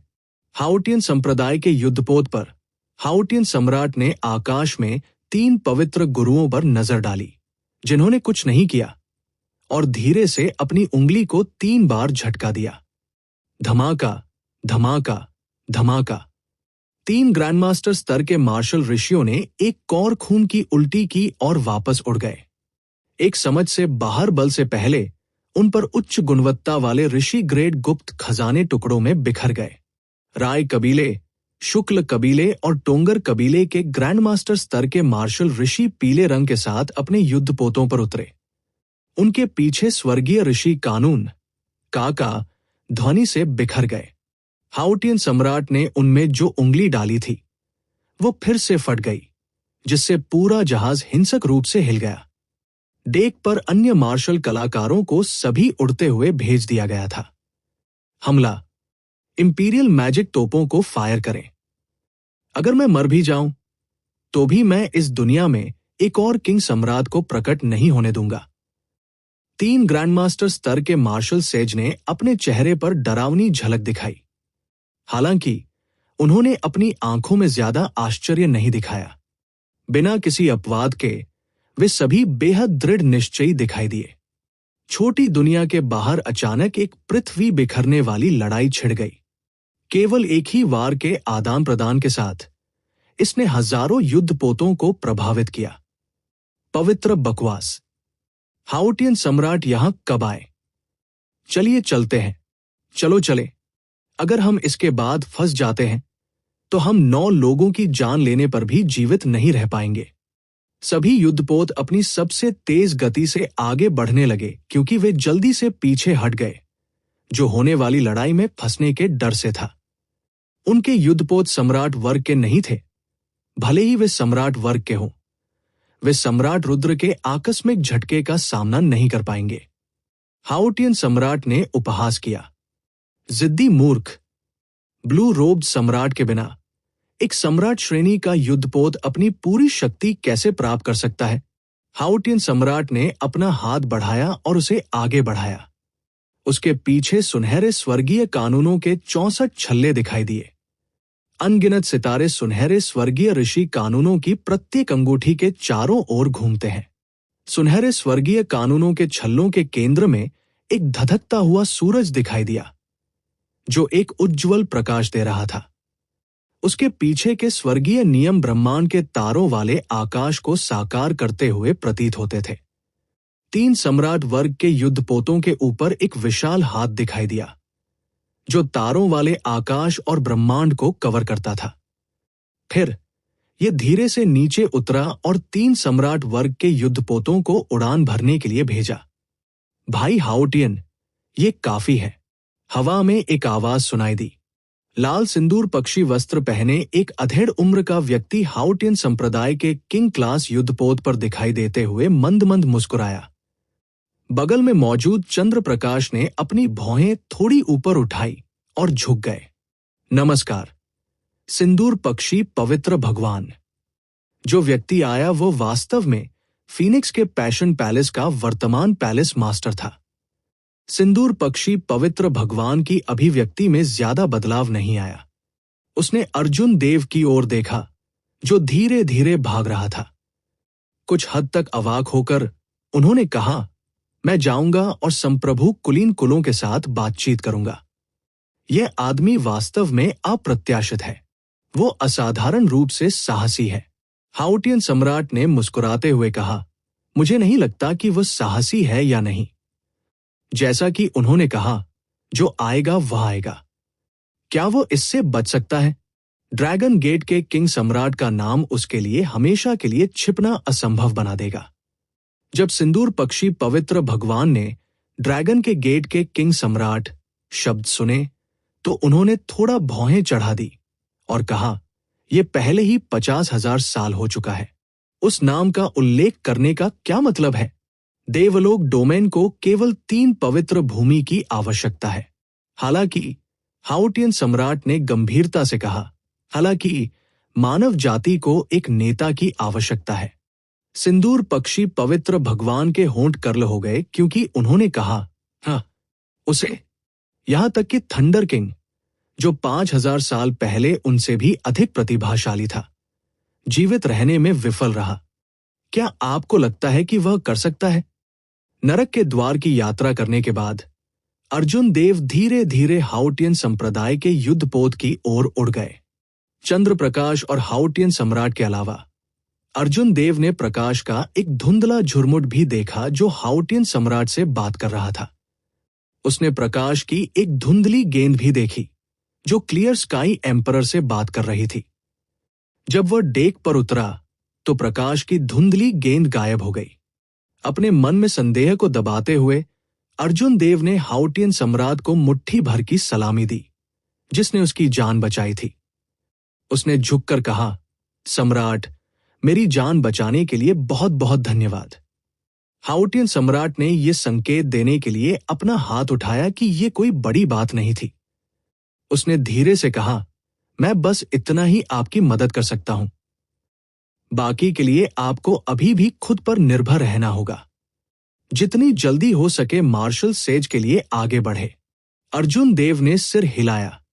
अभी सबसे महत्वपूर्ण बात यह थी कि जितनी जल्दी हो सके मार्शल सेज के पास आगे बढ़ना था। अन्यथा अगर वो इतने मजबूत मार्शल सेज में भाग गया तो वो अपनी रक्षा नहीं कर पाएगा। आपने पहले जो देखा वो फीनिक्स के पैशन पैलेस का वर्मिलियन बर्ड होली लॉर्ड था। वो बुशिन पैलेस के प्रभारी व्यक्ति भी हैं। आपको 3 पवित्र गुरुओं की भूमि के मामलों के बारे में चिंता करने की जरूरत नहीं है। भविष्य में बस संप्रभु कुलीन कुलों के लोगों से सावधान रहें। मैं पहले जा रहा हूं।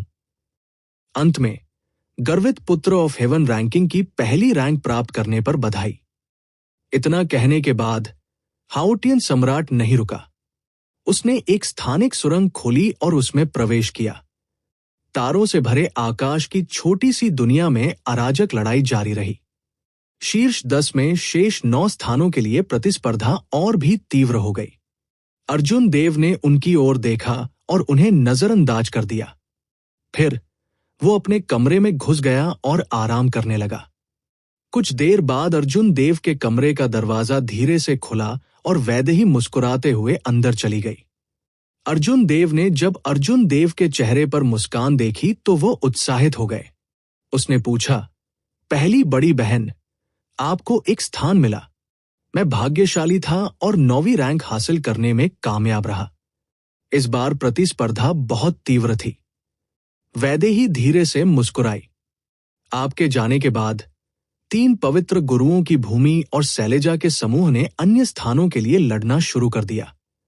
वह दृश्य अवर्णनीय रूप से अराजक था। दोनों ने कुछ देर तक लापरवाही से बातें की। अंत में Vaidehi blue dragon martial spirit के बारे में पूछने में मदद नहीं कर सका। आखिरकार यह खबर बहुत चौंकाने वाली थी। यह बस अविश्वसनीय था। अप्रत्याशित रूप से उसका अपना छोटा भाई किंग सम्राट का वंशज था, जो प्राचीन युग के दौरान मानव जाति का सबसे मजबूत संप्रभु मार्शल सम्राट था। अर्जुन देव मंद मंद मुस्कुराया। वह इस समस्या के बारे में खुले विचारों वाले थे। उसने धीरे से कहा, पहली बड़ी बहन, बस पूछो कि तुम क्या पूछना चाहती हो। मैं निश्चित रूप से बहुत ज्यादा नहीं छिपूंगा। वैदेही थोड़ा स्तब्ध रह गई। उसे उम्मीद नहीं थी कि अर्जुन देव के साथ बात करना इतना आसान होगा। कुछ देर सोचने के बाद उसने कहा, दरअसल पूछने के लिए कुछ नहीं है, मैं बस उत्सुक हूं। आपने अपनी मार्शल स्पिरिट को क्यों उजागर किया? यह आपको बहुत परेशानी लाएगा। मुसीबत? अर्जुन देव की आंखों में कड़वाहट का एक निशान दिखाई दिया। वो मुस्कुराया और कहा, अगर परेशानी होती तो ये बहुत पहले आ गई होती। जिस क्षण मैंने ब्लू ड्रैगन मार्शल स्पिरिट को जगाया, बहुत से लोग इसके बारे में पहले से ही जानते थे। केवल मैंने इसे एक रहस्य के रूप में माना। वैदेही ने गहरी सोच में प्रवेश किया। फिर उसने कहा, 10,000 साल पहले किंग सम्राट द्वारा अंतिम देवलोक सम्राट के साथ व्यवहार करने के बाद वह रहस्यमय तरीके से मर गया और ड्रैगन का द्वार पूरी तरह से नष्ट हो गया। दरअसल आपको इस पर ज्यादा सोचने की जरूरत नहीं है। बस अपने आप को एक साधारण व्यक्ति की तरह माने। किंग सम्राट की महिमा आप पर दबाव नहीं होनी चाहिए। दोनों के बीच थोड़ी देर बातचीत करने के बाद पहले बुजुर्ग चंद्र प्रकाश चेहरे पर मुस्कान के साथ अंदर आए। उन्होंने कहा, proud son of haven ranking के लिए प्रतियोगिता पहले ही खत्म हो चुकी है। हमारे हाउटियन संप्रदाय के अलावा किसी अन्य संप्रदाय को 2 स्थान प्राप्त नहीं हुए। कोई आश्चर्य नहीं कि वह इतनी खुशी से मुस्कुरा रहा था। विशाल देवलोक डोमेन में स्वर्गीय ओस दिव्य वसंत के लिए केवल 10 स्थान थे। हाउटियन संप्रदाय ने महान परिवारों के 9 रैंकों में से सिर्फ एक के साथ 2 स्थान प्राप्त किए। हाउटियन संप्रदाय ने संप्रभु कुलीन कुलों और 3 पवित्र गुरुओं को भी पीछे छोड़ दिया। हालांकि इसमें किस्मत ने बड़ी भूमिका निभाई। 10 स्थानों में से हाउटियन संप्रदाय ने 2 प्राप्त किए। 3 पवित्र गुरुओं में से प्रत्येक को 1 स्थान प्राप्त हुआ। थंडर एंड लाइटनिंग पैलेस के वरुण त्यागी, बिरांशु और रहस्यमय तलवारबाज धनुष ने 1-1 प्राप्त किया। अर्जुन देव ने जब प्रथम बुजुर्ग से बिरांशु और धनुष का नाम सुना तो वो कुछ देर के लिए स्तब्ध रह गए। इन दोनों नामों की उपस्थिति वास्तव में उनकी अपेक्षाओं से अधिक थी। बिरांशु की ताकत को देखते हुए उसके लिए शक्तिशाली राक्षसी प्रतिभाओं के इस समूह के बीच खड़ा होना असंभव होगा। जहां तक उस रहस्यमयी तलवारबाज धनुष की बात है, तो अर्जुन देव उसे समझ नहीं सके। इस व्यक्ति ने मूल रूप से पहली रैंक के लिए लड़ने का इरादा किया था, लेकिन आधे रास्ते में ही हार मान ली। इसके अलावा इस व्यक्ति की निगाहें अर्जुन देव को कुछ परिचित लग रही थी। हालांकि उसे याद नहीं आ रहा था कि उसने इस व्यक्ति को कुनलुन दायरे में कब देखा था। अंतिम 2 स्थान सॉवरेन नोबल कबीले के अयान और राहुल के पास गए। संप्रभु कुलीन कबीले बड़ी गति और महान प्रतिष्ठा के साथ आए थे। अप्रत्याशित रूप से उन्हें केवल 2 स्थान मिले। संप्रभु कुलीन कुलों को इस यात्रा में सबसे उदास गुट कहा जा सकता है। ये विशेष रूप से तब था जब उन्हें पता चला कि ब्लू ड्रैगन मार्शल स्पिरिट फिर से प्रकट हो गई थी। जब अर्जुन देव ने 10 स्थानों की गिनती की तो उन्हें पता चला कि वह उनमें से अधिकांश को जानते थे या उनसे पहले एक बार मिल चुके थे। चंद्र प्रकाश के चेहरे पर उत्साह अभी तक फीका नहीं पड़ा था। उसने कहा, आओ, तुम 10 लोगों को जल्दी से इकट्ठा होना है और कुनलुन पर्वत की ओर बढ़ना है। इतनी जल्दी? वैदेही ने सदमे में कहा। चंद्र प्रकाश ने सिर हिलाया और कहा, हमारे पास तेज होने के अलावा कोई विकल्प नहीं है। अन्य जातियों के लोग शायद बहुत पहले आ चुके हैं। युद्धपोत छोड़ने के बाद अर्जुन देव और अर्जुन देव चंद्र प्रकाश के पीछे पीछे एक सम्राट ग्रेड युद्धपोत तक गए। ये एक युद्धपोत था जो बुशिन पैलेस का था। अन्य 8 लोग पहले ही युद्धपोत के धनुष पर पहुंच चुके थे। वे या तो आलस्य से बातें कर रहे थे या अपनी आंखें बंद करके आराम कर रहे थे। जैसे ही अर्जुन देव ने डेक पर कदम रखा, अन्य 8 लोगों की निगाहें तुरंत उन पर केंद्रित हो गई। 3 पवित्र गुरुओं की निगाहें सबसे जटिल थी। सभी के साथ पवित्र जानवर मार्शल आत्मा अद्वितीय थी। मार्शल किंग के लिए आगे बढ़ने के बाद अन्य काश्तकारों की मार्शल स्पिरिट्स अब उपयोगी नहीं रह गई। केवल पवित्र जानवर मार्शल आत्मा की पवित्र शक्ति को लगातार पारित किया जा सकता है। यहां तक कि सम्राट रुद्र में भी बड़ी शक्ति थी। अब एक और व्यक्ति था। इस व्यक्ति के पास न केवल एक पवित्र पशु मार्शल आत्मा थी, बल्कि उसकी पवित्र शक्ति भी उनसे कहीं अधिक थी। अर्जुन देव असहाय महसूस कर रहे थे। उन्होंने राहुल और अयान का अभिवादन किया, जिनसे वह परिचित थे। फिर वो वैदेही के साथ किनारे खड़ा हो गया और बातें करने लगा। थोड़ी देर बाद आधिकारिक वस्त्र पहने हुए एक लंबा कृषक युद्धपोत की पकड़ से बाहर चला गया। अपनी आभा के आधार पर वो वास्तव में ब्लू रोब सम्राट था। उसके पीछे विभिन्न संप्रदायों के बुजुर्ग थे। उनमें से अधिकांश के चेहरे पर फीकी मुस्कान थी।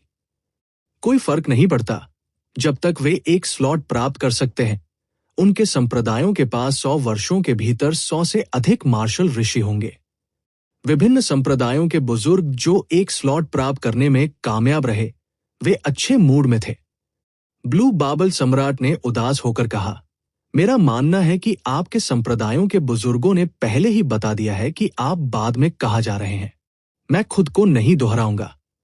उन्होंने कहा, मैं केवल एक बात कहूंगा, इस अवसर को अच्छी तरह से संजोएं। बुशन पैलेस के लिए आपके लिए 10 स्लॉट प्राप्त करना आसान नहीं था। भविष्य में इस एहसान को मत भूलना। जैसे ही ब्लू बाब सम्राट ने बात की, उसकी नजर काफी देर तक अयान और राहुल पर टिकी रही।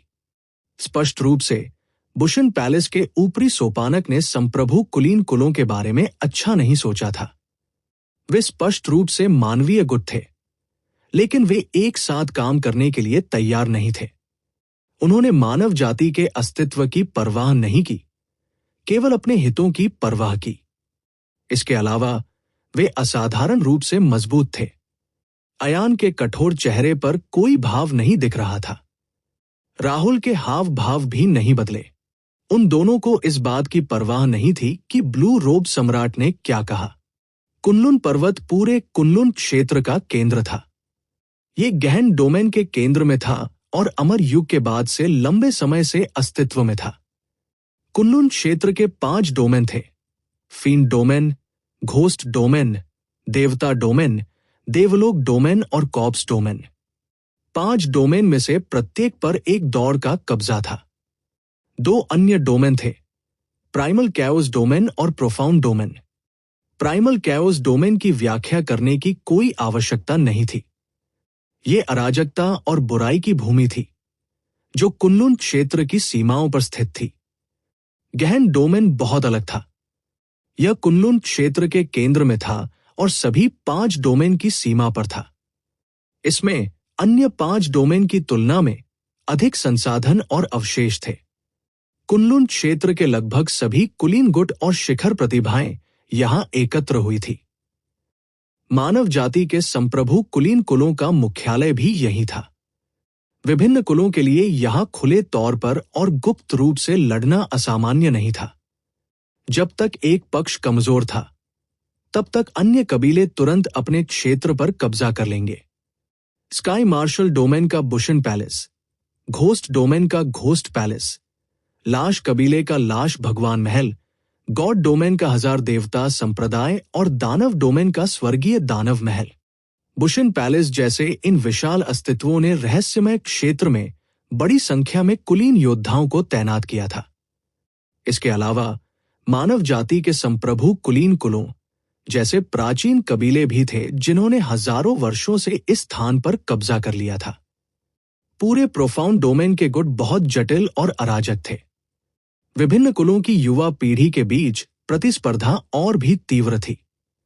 यह कुछ ऐसा नहीं था जिसकी तुलना उनके अपने डोमेन में कबीले कर सकते थे। आधे महीने बाद बुशन पैलेस का सम्राट ग्रेड युद्धपोत अंततः विशाल देवलोक डोमेन से बाहर निकल गया और गहन डोमेन तक पहुंच गया। हालांकि यह अभी भी कुनलुन पर्वत से बहुत दूर था। बुशन पैलेस का सम्राट ग्रेड युद्धपोत बादलों के माध्यम से छेद गया। कई प्राचीन शहर सभी की आंखों के सामने दिखाई दिए। इनमें से कई शहरों में बहुत अधिक संचय था।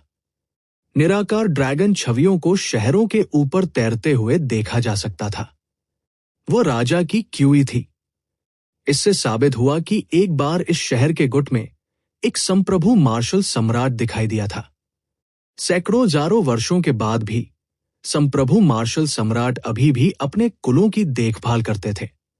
यदि ड्रैगन की छवियां ठोस थी, तो इसका मतलब था कि उस शहर के गुट के पास अभी भी एक संप्रभु मार्शल सम्राट था जो इसकी रक्षा कर रहा था।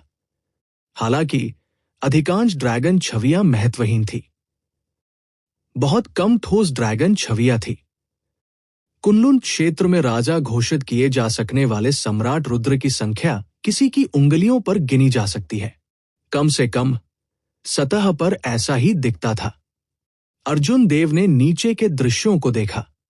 जब उसे ये कुछ उबाऊ लगा तो वो अपने कमरे में लौट आया और किंग सम्राट ड्राइंग द कृपाण की पेंटिंग निकाली।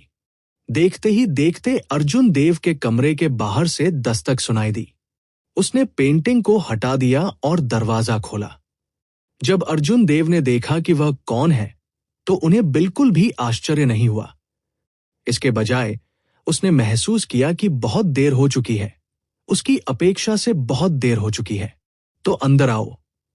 दरवाजा बंद करने के बाद अर्जुन देव ने राहुल को अंदर बुलाया। उसी समय उसने उसे एक कप चाय डाली। राहुल को बैठने की जल्दी नहीं थी। इसके बजाय उसने अर्जुन देव को चारों ओर देखा, जैसे कि यह पहली बार था जब उसने अर्जुन देव को देखा था। मुझे वास्तव में आश्चर्य है कि आपके पास और कितने रहस्य हैं। राहुल ने धीरे धीरे बैठने से पहले कुछ असहाय होकर आह भरी।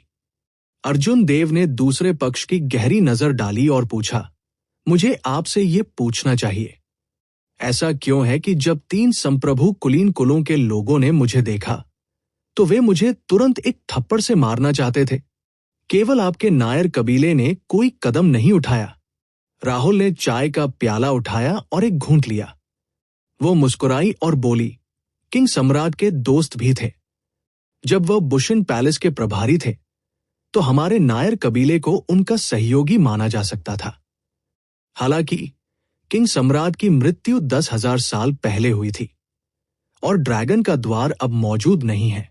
अब यह कहना मुश्किल है कि नायर कबीले में कितने लोग अभी भी गठबंधन का पालन करते हैं। अर्जुन देव ने पूछने से पहले कुछ देर सोचा, आपके नायर कबीले का स्काई डोम दायरे में ग्रेट किन नेशन के शाही दरबार से क्या संबंध है? राहुल ने मंद मंद मुस्कुराते हुए कहा, इसे हमारे नायर कबीले की एक बहुत ही महत्वपूर्ण शाखा माना जा सकता है। ये बहुत रहस्यमय है, लेकिन मैं विवरण के बारे में निश्चित नहीं हूं। यह ऊपरी क्षेत्रों का मामला है जो सीधे हमारे नायर कबीले के पूर्वज द्वारा जारी किया गया है। अर्जुन देव उत्साहित महसूस कर रहे थे। ऐसा लग रहा था कि अगर उसके पास समय है तो उसे वास्तव में स्काई डोम दायरे की यात्रा करनी चाहिए। शायद याशिका अपनी कल्पना से ज्यादा जानती थी। हालांकि कुछ और था जो अभी अधिक महत्वपूर्ण था। अर्जुन देव ने शांति से पूछा, ब्रेकिंग सेज पिल के लिए 3 मुख्य तत्व कैसे आ रहे हैं? राहुल ने इसके लिए बहुत पहले से तैयारी कर ली थी। उन्होंने कहा, यह काफी सहज है। मुझे पहले से ही 2 सामग्रियां मिल गई हैं। मैं निश्चित रूप से 2 महीने के भीतर शेष को ढूंढ पाऊंगा। 2 महीने लंबा समय नहीं था। यह अर्जुन देव की अपेक्षा से कहीं अधिक तेज था। अर्जुन देव ने कहा, एक बार जब आपका काम पूरा हो जाए तो मुझे तुरंत सूचित करना याद रखें। मैं आपको किसी भी समय कोर पेंटिंग के टुकड़े का दूसरा आधा हिस्सा दे सकता हूं। इस समय अर्जुन देव किसी और की तुलना में मार्शल सेज में आगे बढ़ने के बारे में अधिक चिंतित थे। मार्शल सेज की ओर बढ़े बिना वो बिल्कुल भी सुरक्षित महसूस नहीं करेगा। राहुल ने धीरे से सिर हिलाया और विषय बदल दिया। आप स्वर्गीय ओज दिव्य झरने के बारे में कितना जानते हैं? क्या आपने कभी सोचा है कि स्वर्गीय ओज दिव्य झरने में भिगोने वाले किसानों को 100 वर्षों के भीतर मार्शल सम्राट के लिए आगे बढ़ने की गारंटी क्यों दी जाती है? स्वाभाविक रूप से अर्जुन देव ने इस बारे में पहले सोचा था, इसलिए उन्होंने अपनी समझ साझा की। जो लोग स्वर्गीय ओज दिव्य वसंत में भिगोने की योग्यता प्राप्त कर सकते हैं वे विभिन्न जातियों के अभिजात वर्ग हैं। यहां तक कि उन्हें राक्षसी प्रतिभा के रूप में वर्णित करना भी उनकी प्रतिभा को कम करके आंकना होगा।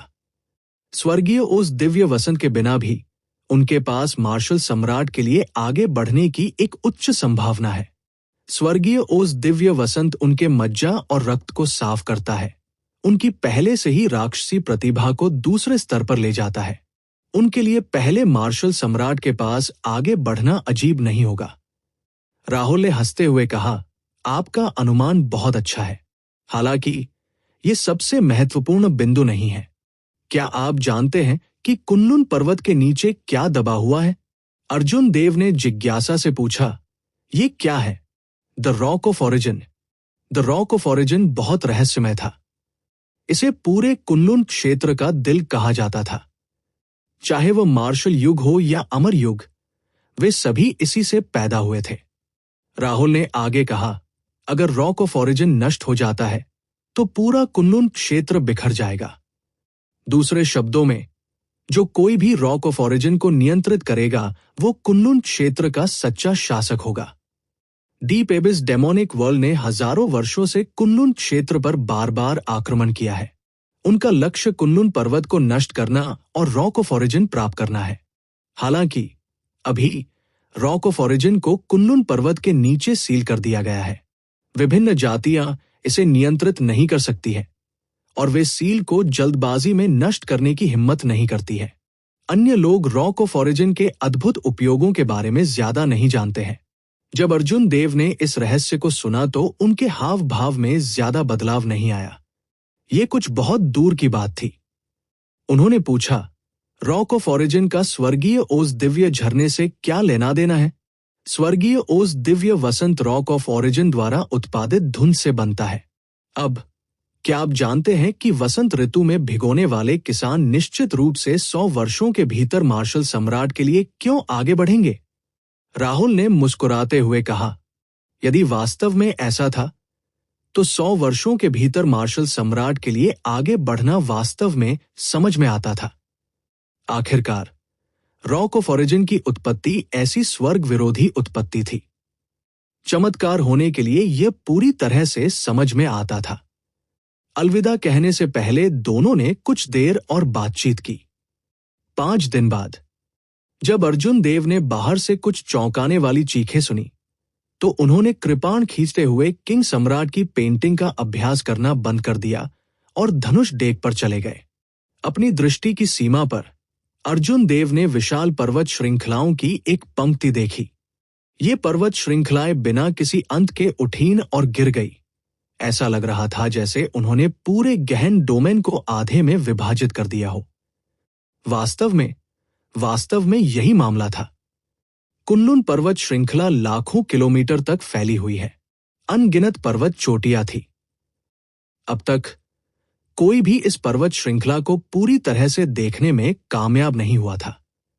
अमर युग के कई अवशेष और संरचनाएं थी। यहां तक कि कुछ संप्रभु मार्शल सम्राटों ने भी जल्दबाजी में प्रवेश करने की हिम्मत नहीं की। प्राचीन युग के दौरान लोगों ने पौराणिक अमर जानवरों को भी देखा था। वे बेहद रहस्यमय थे। पर्वत श्रृंखला के केंद्र में कुनलुन पर्वत श्रृंखला की मुख्य चोटी थी। यह आकाश को भेदते हुए बादलों में चढ़ गया। आध्यात्मिक धुंध ने इसे घेर लिया, लोगों की दृष्टि को अवरुद्ध कर दिया और उन्हें यह देखने से रोक दिया कि यह कितना लंबा था। पर्वत की चोटी राजसी और शानदार थी, जो अर्जुन देव द्वारा पहले देखे गए किसी भी पर्वत से कम 1000 गुना ऊंची थी। इसके अलावा इसमें एक अजीब आकर्षण था। अर्जुन देव ने आसपास की कई चोटियों को ध्यान से देखा। उन्होंने महसूस किया कि कुनलुन पर्वत श्रृंखला की मुख्य चोटी, जो कई चोटियों के बीच खड़ी थी, कई मायनों में अलग थी। दुर्भाग्य से अर्जुन देव को जियोमेंसी का ज्ञान नहीं था, इसलिए वह ज्यादा कुछ नहीं समझ सके। इस समय बुशिन पैलेस का ब्लू रोब्ड सम्राट, जिसने लंबे समय से खुद को नहीं दिखाया था, भी बाहर आ गया। जब उसने उस राजसी कुनलुन पर्वत को देखा तो उसकी आंखों में विस्मय का भाव दिखाई दिया। एम्परर ग्रेड युद्धपोत की गति बहुत तेज थी। कुनलुन पर्वत श्रृंखला की मूल रूप से दूर की मुख्य चोटी अर्जुन देव की दृष्टि की सीमा पर स्पष्ट रूप से दिखाई देने लगी। उस विशाल और राजसी आभा की भावना और भी अधिक प्रत्यक्ष थी। कोई फर्क नहीं पड़ता कि इस शिखर को किसने देखा, वे बेहद महत्वहीन महसूस करेंगे। बस इस समय आभा जिसने हर किसी को अपने दिल के नीचे से काम दिया, पर्वत शिखर के हर कोने से बह गई। अर्जुन देव सहित 10 देवलोक डोमेन राक्षसी प्रतिभाएं सभी एक घुटने पर घुटने टेक रहे थे। उनके माथे पर पसीना आ रहा था और उनके भाव बेहद उदास थे। विभिन्न संप्रदायों के ग्रैंड मास्टर स्तर के मार्शल ऋषियों को भी बेहद असहज महसूस हुआ। उन्होंने अपनी आभा फैलाई और विरोध करने की पूरी कोशिश की। हालांकि आभा जितनी जल्दी आई उतनी ही जल्दी चली गई। जब उन्होंने देखा कि ये बुशन पैलेस का युद्धपोत था तो वे तुरंत पीछे हट गए। अर्जुन देव और अन्य लोगों के भाव शिथिल हो गए। तभी वे खड़े हो गए। उन सभी ने दूसरे पक्ष की आंखों में डरावनी देखी। उस पल में कम से कम 20 सम्राट रुद्र की आभा बह गई। जब उन्होंने कुनलुन पर्वत को देखा तो उन्हें ये और भी अथाह लगा। सम्राट रुद्र कितने दुर्लभ थे। हालांकि इस पर्वत शिखर पर उनमें से 20 से अधिक थे। छिपे हुए विशेषज्ञों के बारे में सोचने से ही किसी की खोपड़ी सुन्न हो जाती है। ऐसा लग रहा था कि ये कुनलुन पर्वत वास्तव में रॉक ऑफ ओरिजिन को दबा रहा था। इस तरह के लाइनअप के साथ भले ही कोई दानव सम्राट आ जाए, वो जबरदस्ती अंदर नहीं आ पाएगा। अर्जुन देव ने चारों ओर देखा और उस रहस्यमय तलवारबाज धनुष पर ध्यान दिया। उसकी आंखों में एक मुश्किल से स्पष्ट उत्साह चमक उठा। तार्किक रूप से कहे तो कोई भी स्वर्गीय उस दिव्य वसंत में भीगने के लिए उत्साहित होगा। हालांकि इस व्यक्ति की निगाहों में स्पष्ट रूप से कुछ और था। अर्जुन देव की तरह यह व्यक्ति भी निचले लोक से आया था। हालांकि पहले 1 या 2 वर्षों के लिए वो कोई नहीं था। एक साधारण रैंक 8 संप्रदाय में खेती कर रहा था। हाल के आधे साल में ही ये व्यक्ति अचानक उठ खड़ा हुआ, सीधे 7 दिग्गजों में से एक को हरा दिया। तभी वह प्रसिद्धि के लिए उठे और सभी का ध्यान आकर्षित किया। हालांकि ये विभिन्न निचले क्षेत्र की प्रतिभाओं के ऊपर उठने का सुनहरा दौर था। बहुत से लोगों को ऐसी प्रतिभा पर संदेह नहीं होगा जो अचानक उठ खड़ा हुआ। जब धनुष ने अर्जुन देव को अपनी ओर देखते हुए देखा तो उसने अपना सिर घुमाया और धीरे से मुस्कुराया। उसकी अभिव्यक्ति शांत थी। घबराहट के कोई संकेत नहीं दिखा रही थी। धनुष ने अपना सिर पीछे घुमाया और अपने संप्रदाय के बूढ़े व्यक्ति के साथ बातचीत करने लगा। अर्जुन देव ने अपनी निगाहें हटा ली। अब इस समस्या के बारे में नहीं सोच रहा था। कुनलुन पर्वत पर इतने सारे सम्राट रुद्र की चौकी के साथ जब तक कि दूसरा पक्ष आत्महत्या नहीं करना चाहता, तब तक वह कोई चाल चलने की हिम्मत नहीं करेगा। युद्धपोत धीरे धीरे मुड़ा और कुनलुन पर्वत की मुख्य चोटी के आधे रास्ते में एक समतल जमीन से 1 किलोमीटर ऊपर रुक गया। समतल जमीन पर रोशनी का एक टिमटिमाता दरवाजा था।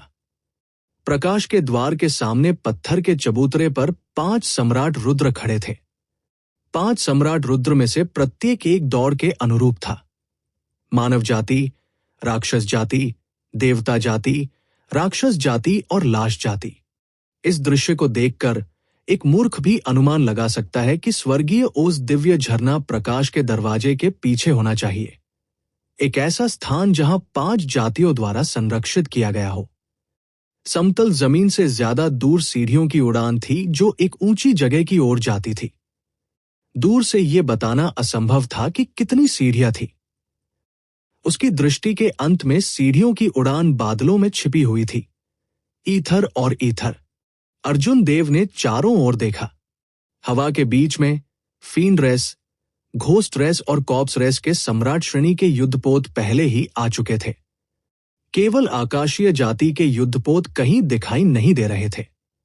3 जातियों के युद्धपोतों पर युवा पीढ़ी की कोई अद्वितीय राक्षसी प्रतिभा नहीं थी। वे सभी नीचे चले गए होंगे। नीचे पत्थर के मंच पर मानव कबीले के सम्राट रुद्र ने बुशन पैलेस के युद्धपोत को देखा। धनुष पर अपने आधिकारिक वस्त्र में ब्लू बाब सम्राट को थोड़ा सिर हिलाया और फिर तुरंत अपनी आंखें बंद कर ली। ब्लू बाब सम्राट ने गहरी आवाज में कहा, तुम 10 मेरे पीछे आओ। आप में से बाकी हिलना मत, बस यही रुको। सनसनाहट। अपने हाथ की एक लहर के साथ अर्जुन देव और अन्य लोगों को एक अप्रतिरोध्य बल द्वारा उठाया गया था, इससे पहले कि वे विरोध कर पाते। जब उन्होंने अपने शरीर पर नियंत्रण हासिल कर लिया तो वे पहले से ही मानव जाति के सम्राट रुद्र के पीछे मंच पर खड़े थे। उस छोटे से पल में ये टेलीपोर्टेशन की तरह था। अर्जुन देव और अन्य लोग ब्लू रोब्ड सम्राट की ताकत को बिल्कुल भी नहीं समझ सके। ये बस अविश्वसनीय था। चारों ओर देखने पर फील्ड रेस के सम्राट रुद्र, घोस्ट रेस के सम्राट रुद्र और लाश जाति के सम्राट रुद्र के पीछे गहरी आभा के साथ 10 युवा राक्षसी प्रतिभाएं खड़ी थी। जब अन्य 3 जातियों की प्रतिभाओं को एक साथ रखा गया तो किसी को पता चलेगा कि उनकी आभा पूरी तरह से अलग थी। द फील्ड रेस की युवा पीढ़ी ने अपनी आभा निडर और क्रूर को जारी किया। उन्होंने अपनी आभा को बिल्कुल भी नहीं छिपाया, जैसे कि वे किसी भी क्षण फट जाएंगे। कॉर्प्स रेस की युवा पीढ़ी के सभी का रंग गहरा था और उनकी त्वचा लोहे की तरह सख्त दिखती थी। वे सभी बेजान लग रहे थे। हालांकि उनकी आंखों में क्रूर रोशनी वापस ले ली गई क्योंकि उन्होंने अर्जुन देव और अन्य लोगों को दुर्भावनापूर्ण इरादे से आकार दिया, जो अभी अभी उतरे थे।